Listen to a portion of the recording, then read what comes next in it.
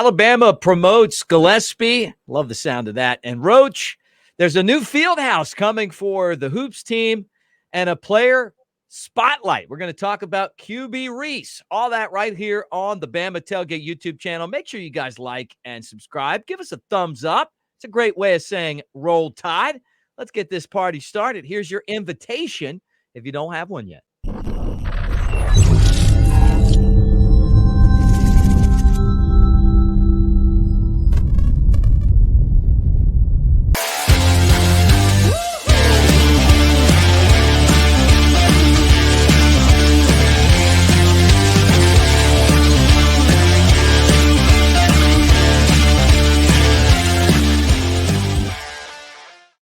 All right, there he is. Big Elmo in the house. I'm Mick Gillespie with Brett Elmore at Brett Elmore Show. I'm at Broadcaster Mick.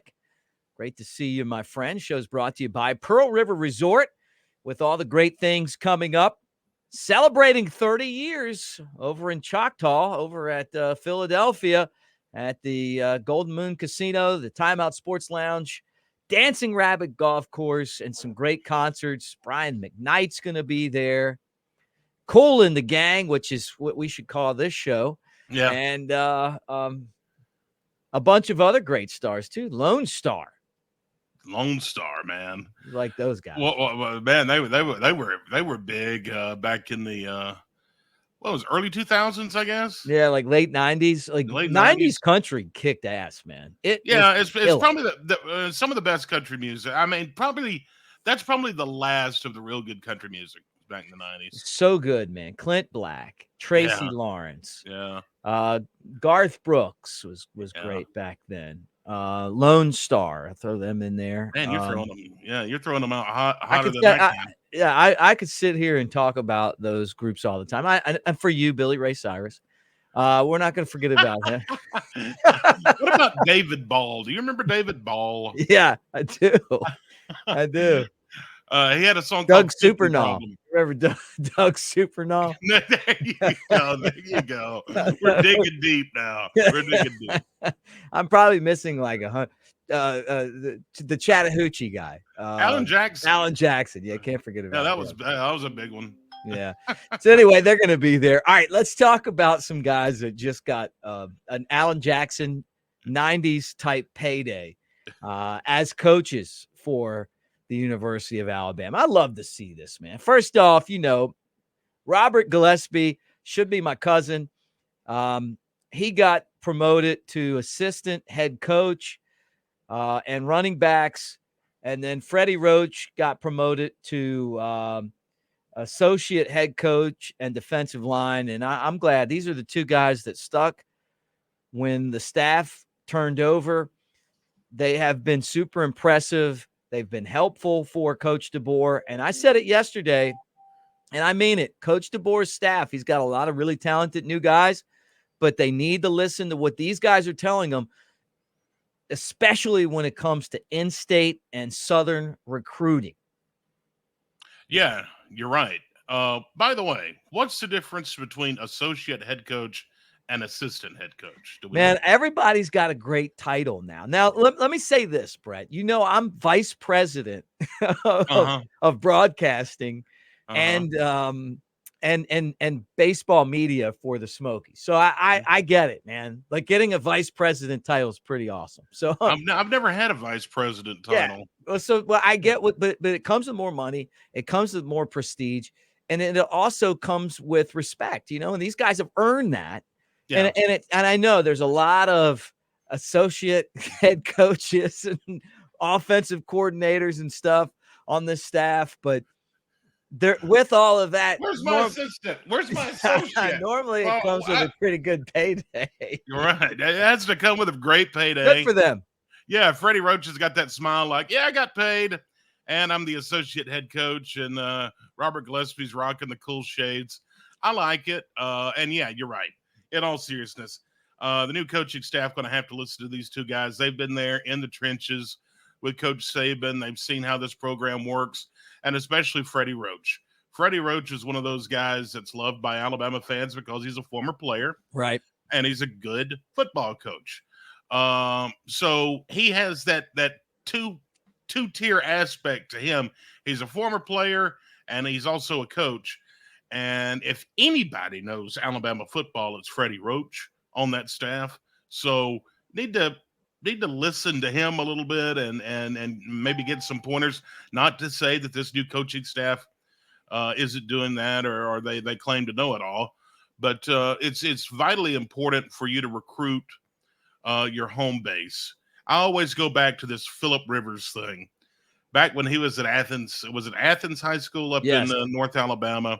How in the hell did he escape the state of Alabama? Whether it be from the University of Alabama or Auburn. I mean, how did this guy get away and go to NC State? I'll never know. You've got to keep those guys in the state of Alabama. You've got to keep your talent at home because Alabama is one of those states that they play really, really good high school football here. And the southern states, you look at Florida and the products that state has produced, and all over the South. So yeah, you got to keep it home, cuz. Yeah. And I think that with these new coaches that they're going to have to hire to replace Grubb and Huff, they need to look hard at Alabama players or guys who have been part of other SEC programs and understand recruiting in the South, because what's going to turn this into Brian Harsin at Auburn is if these guys think they're going to go outside of the South and do anything other than just fill in spots. You know, look, you can go to California and you can go to Texas and you can go to places like Maryland where you get players and Iowa and stuff like that. You get a guy here and a guy there, but you build the foundation in Alabama and then you build out from there. You go into Georgia and you get those guys. You go into Mississippi. We've always dominated in Mississippi. Nick Saban, when he first got to Alabama, he went down to LS into Louisiana. Think about all the great players that we got from Louisiana. Those guys need to dominate the South. And I'm just ringing the, as you guys would say, in Walker County, and I'm the canary in the coal mine. I'm letting them know right now that you better have guys that listen to what these guys are telling you. Gillespie, former Florida running back, and then Freddie played Alabama football. And get some more of those guys in there that can coach, but that can also help you recruit. And if they don't do that, in about 3 or 4 years, we're going to start. I'll put it like this. We all love DeBoer right now. You lose that Iron Bowl a couple times. And I remember in the press conference, some guys like, I'll give you 3 games. Like, whatever, dude. I'll give you 3 Iron Bowls. And you better win 2 of them. You better win the ones at home. Yeah. No, you're right. We've seen what happens to Alabama coaches in the past when they can't win the Iron Bowl. Yeah, you're right. And like I mentioned, it's very important here at Alabama. I was joking. Was it on yesterday's show? I guess it was. I was talking to some guys from Seattle radio. They were like, "Oh man, you got our coach in DeBoer," and he was like, "But yeah, if he loses 2 games, y'all run him out of town." Well, no, not necessarily, but we do take it very seriously here, and you can't lose to Auburn on the field or on the recruiting trail. No doubt, man. And when you beat Auburn, great things happen, like this promo code, Bama Tailgate, newlifeart.com, and you can get that print. 4th and 31, this year's Iron Bowl win. Nick Saban found out the hard way. He took the Iron Bowl a little light that first year. Yeah. I heard him say that it was just the next game on the schedule. I heard him say that. And I thought, brother, you're about to find out that it ain't just the next game on. And he never, ever said anything like that again. He lost that game, and it was like, okay, yeah, this is different. It's a different animal. And I think that's one of the reasons. Not only that, but there's just a ton of talent in Alabama. You let those guys go to Auburn or Georgia, you're going to find out a hard lesson. You're going this program will start to diminish itself fast. Nick Saban came in and he put a fence up around Alabama, and then all of a sudden started going into other places and having success. All right, let's talk about some basketball. This is good news here. I heard our friends on the Next Round today Obviously I do the podcast with Jake Coker on Disrupt the Media. Have just a ton of respect for Jim Dunaway and Ryan Brown and my main man, LT, Lance Taylor. Anyway, they were talking about expect an announcement sometime soon on a basketball field house. And I'm all about this. I feel like if you're going to keep Nick Saban, if you're going to keep Nate Oats, if you're going to keep the best basketball coach that we've had in Tuscaloosa in a long time, maybe since Wimp Sanderson, you're not going to do it in that dump called Coleman Coliseum. And I'm sorry, guys, it's just not a good place to watch basketball. And when you see what's going on at Auburn, kids are sleeping outside to get into the games. You're right on top of the action. It's called one of the best places to watch basketball in the country. You got commentators coming to Tuscaloosa and saying it's like sitting in a tennis match, although I got to give the student section a huge round of applause for making that place a tough place to play, even though they might as well be in the nosebleed sections, Brett. I mean, as far back as they are at that Coliseum. With that said, this is good news right here. So I don't know all the details on this, but this is something that I've been talking about on here. They have to get this done. It's time. It's past time. Look, I love Coleman Coliseum. I love Coleman Coliseum, but guess what? It's dated. It's way dated. As a matter of fact, it was built in 1968. It's 56 years old. I remember my dad telling me stories of going to Coleman Coliseum in the 70s and seeing Led Zeppelin and Elvis. Elvis was there. The Grateful Dead. Yeah, the Grateful Dead. They're at Coleman Coliseum. I graduated from there. Yeah, you graduated from there. I did. In 1968 when it was no. This was way past that. But look, we've had a lot of great memories there. Yeah, precious memories. But guess what? Wipe them out and leave them behind, because that's what they are, is precious memories. It's time to build the new basketball arena. Yeah, whatever. Well, you want to call it an arena, you want to call it a coliseum, you're going to call it a field house. I don't care. Build it, because I'm calling we've got it a great coach. Yeah, I like the field house. Welcome to Tuscaloosa Field House for today's. I know we won't call it a field house; it'll be a coliseum. But I like the name Field House. Just sounds old school, doesn't it? It does. I like it though. Maybe we can be the one to push that it be called a field house. Welcome to Yingling Field House. Yingling Field. The house that Wimp built. Oh no, Oats. Yeah, the house that Oats built. No, and I even like what I'm seeing on the screen here. Anything like that would be nice. Yeah, but yeah, it's time to build. I liken it a little bit to what we're doing here at our local junior college. We had an old gym. They're renovating and had a lot of memories in there. Had seen a lot of wins in there. We had a legendary coach that was there. But it was time for something new. Same thing in Tuscaloosa. It's time for something new. The fans will pack that place out, and it'll be a better environment. Well, we'll see what happens. But I think if they want to keep Nate Oats long term, and I don't care what he says, he's going to leave for a better job unless they get that arena built. You have to make the commitment. Make the commitment and get it done. You don't think Alabama has the money to do that? Give me a break. Yeah, no, I'm with you, man. Or the city of Tuscaloosa. Yeah. We'll see how it all breaks down, but the money's there, because if you build a state-of-the-art arena, you can have the Grateful Dead of this generation. You can have Led Zeppelin. You can have Elvis perform. Tuscaloosa used to get those marquee acts, and they can do that again.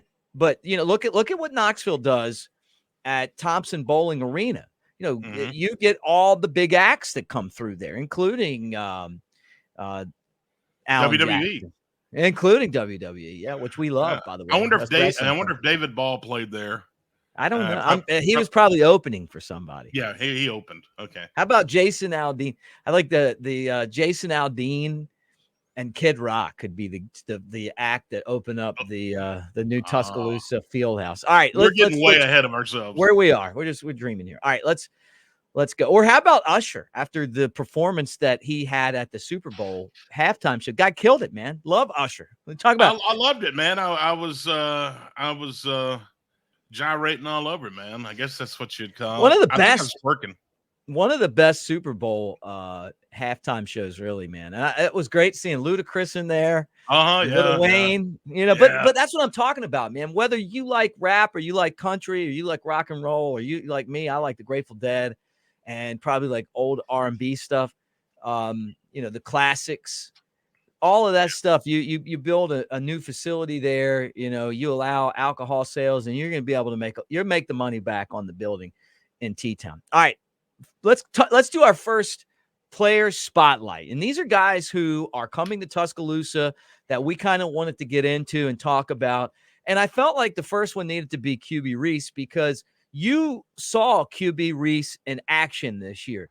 QB by name, linebacker by trade, and maybe a little bit undersized at that linebacker spot, but all over the football field. And you saw him in action. Your thoughts on QB Reese, who just signed to come to Alabama? Well, the thing about QB Reese, his real name is Quentin Reese.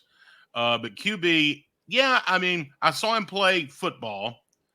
Called a game that he was taking part in against my Jasper Vikings. They beat us like 55-7. They beat us like a drum. Was there like three of him out there?